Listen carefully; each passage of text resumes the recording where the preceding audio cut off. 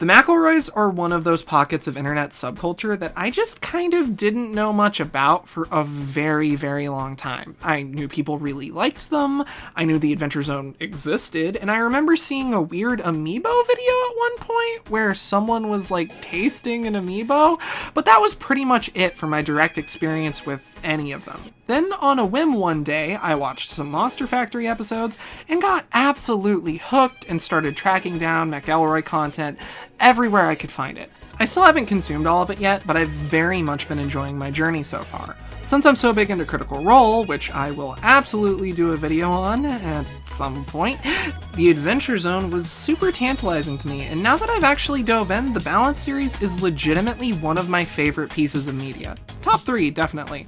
Though I almost always forget things when I start trying to list stuff and then realize that I was wrong about what I said like a month later.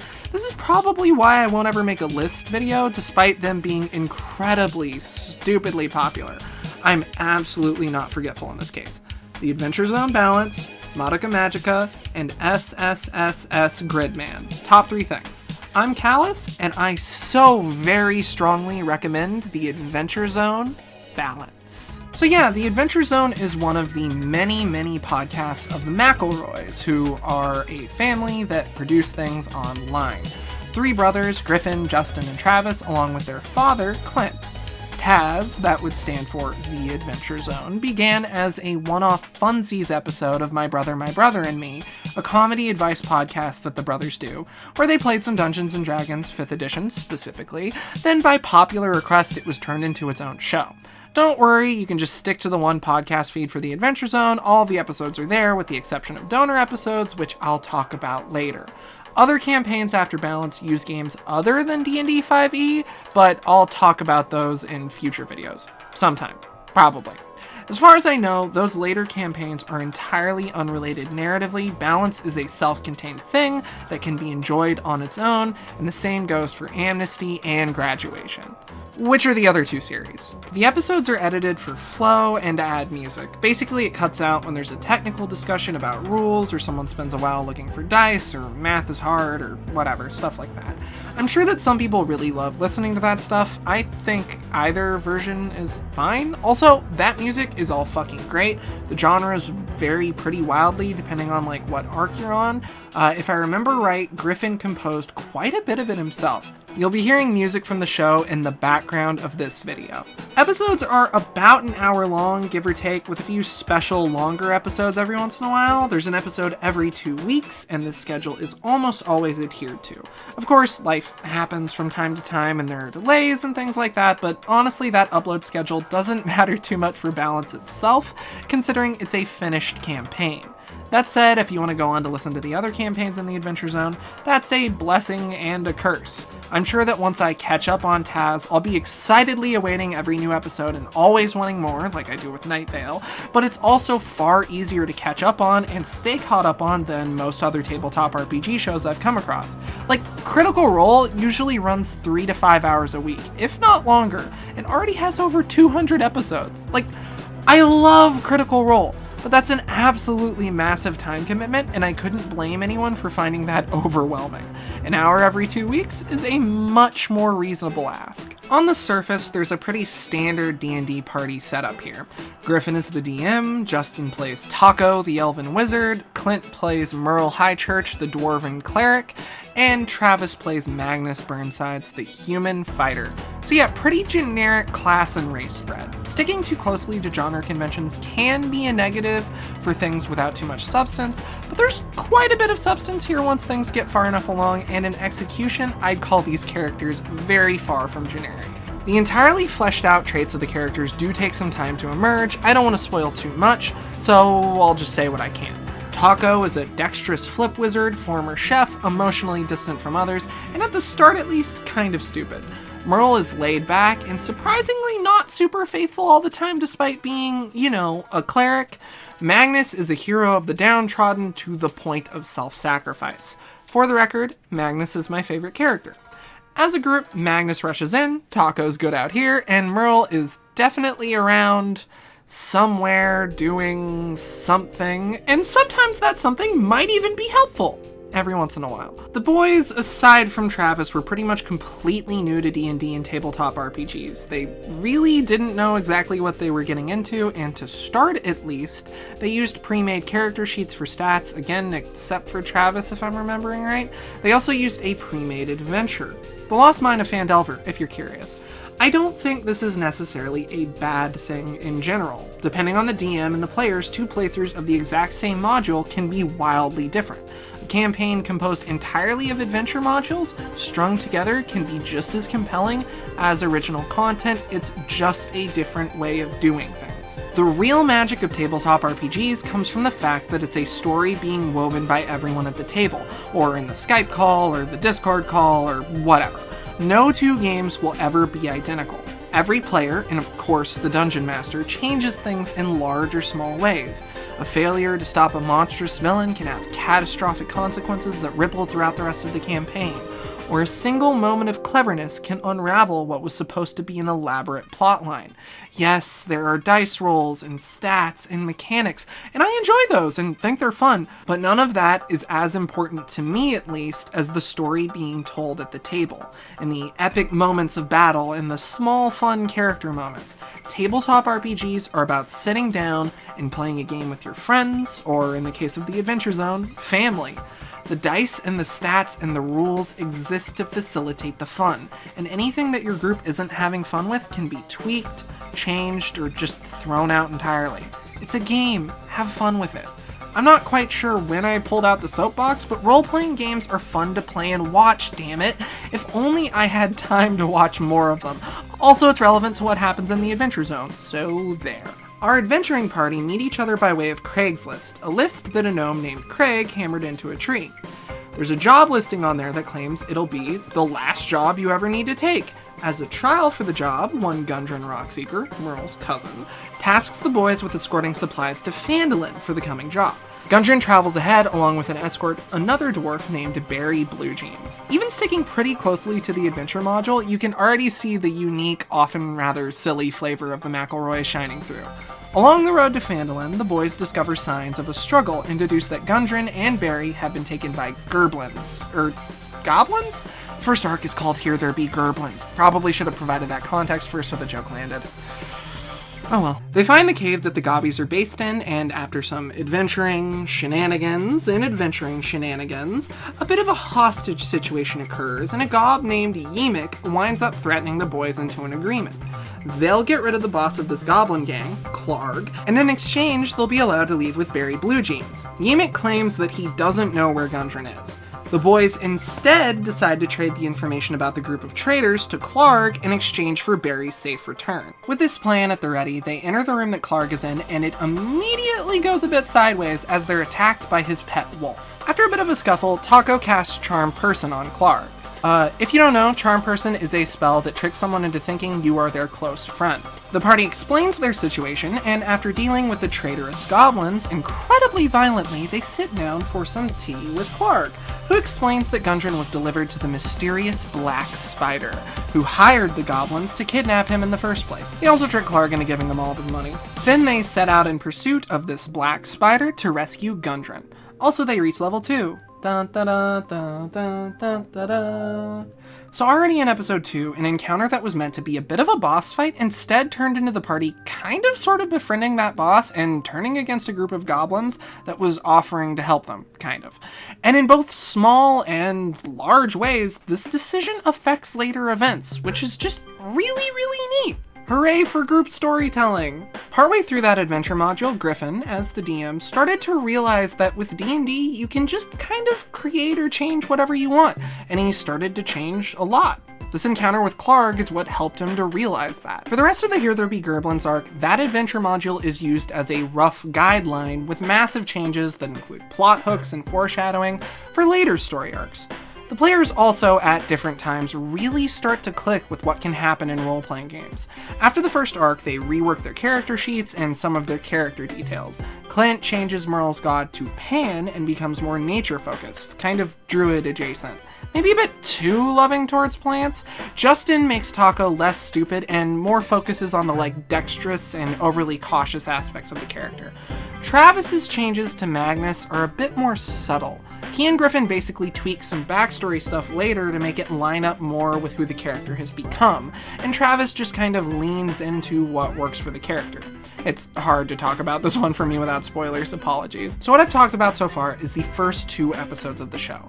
I might, in the future, make another, or possibly multiple, who knows, spoiler-heavy video on TAZ Balance that goes into specific detail on stuff that I really, really like. Basically, I'm being cautious because the nature of the overarching plot and setting is only revealed after the first story arc, and I don't want to spoil that reveal for people who want to find out about it from the show itself. This also means I'm going to be dancing around anything related to that for most of this video. I'll just say that the structure is kind of video gamey, though not in that isekai reality is a video game kind of way, and the setting is one that is incredibly rare and that I like quite a lot. The Adventure Zone's tone and storytelling is utterly unique compared to pretty much anything I've ever come across. The surface level is definitely comedic. Remember, it started as a one-shot on a podcast that's supposed to be a comedy podcast. Also, they're just generally silly, goofy people. If you want something that's hyper serious and always strictly follows the rules, you're not going to get that here. That comedy is absolutely hilarious. The only other narrative-based thing that's made me laugh this hard is Konosuba. Expect fourth wall breaks and them to flow in and out of character during conversation. The rules take a backseat to the storytelling, characters, fun, and comedy. They are definitely there as a guideline, but if you're the type to get upset by flagrant rule violation of role-playing games, this show will drive you absolutely insane. It's fast-paced, and the boys will mock and joke about pretty much everything as it comes up. Most of the first arc is entirely composed of this comedy. That balance does change, however. As the show goes on, there are more and more serious moments where the comedy stops or pauses, at least briefly. There is a serious, interesting narrative here. It takes time to build up to and take the forefront, but it's here. Griffin puts a lot of time and effort into crafting something that is truly special and personal, and the other guys genuinely want that narrative to succeed and to be taken on this adventure. Yes, they're comedic and oftentimes irreverent, but that's never something that exists to be combative or antagonistic with the other people at the table. It's something that becomes complementary. I can't stress enough how no one else could have made this story. It is something that is from top to bottom entirely personal and unique. They all play off of each other super well. They're close with each other and they know each other's personalities and quirks. Bits of comedy are woven naturally and cleanly into character and narrative development. Little one-off jokes could wind up being important because Griffin twists it into something interesting. Or one of the players takes a concept or simple moment and runs with it in such a way that it becomes meaningful. And all of the boys lean into and expand upon these things with each other. The entire personality of the characters first sprung up naturally from play, then in big and small ways are given narrative weight. I have never encountered another fictional work that so swiftly switches from comedy to being serious and weaves those vastly different tones together in such a way that it feels entirely natural and complementary. It's amazing. There's like one moment in Konosuba that does it, and it's my favorite moment from that show. But by the end of Balance, the Adventure Zone is doing it constantly. I absolutely adore this and the show in general. After that first arc, Griffin starts crafting the adventures entirely from scratch, and they're all wacky and wonderful in their own ways. From a murder mystery on a train, complete with genius boy detective Angus MacDonald, to a Groundhog Day-style time loop with hold over an old western town. At one point during Balance, a plot-important original Hatsune Miku song exists. There's an arc called The Suffering Game. I'm not going to tell you what it is, because spoilers, but it's a cool name and a fucking cool arc. The overall message of the show is one of hope and optimism, which is honestly incredibly refreshing compared to a lot of modern Western media.